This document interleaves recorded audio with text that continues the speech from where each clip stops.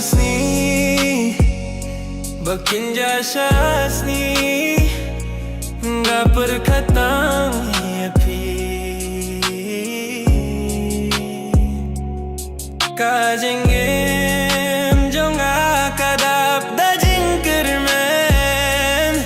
Nakajinjet pangadon hapi Nait yapi ngayon kajengem Kajing kermen kanang khamshay Tang hakika jong pingasyan Kajing sukbat kajing yet babim jukut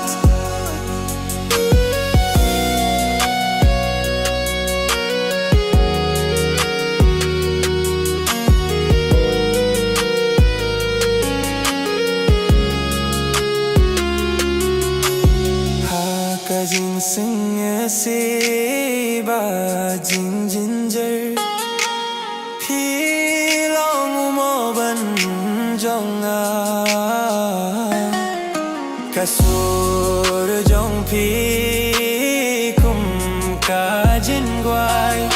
Bapin sukia kamin sim jong a Nai tia phi ngayon kajingem Kajing kermen kanang khamshay Tang hakika jong pingasyan Kajing sukbat kajing jet babim jukut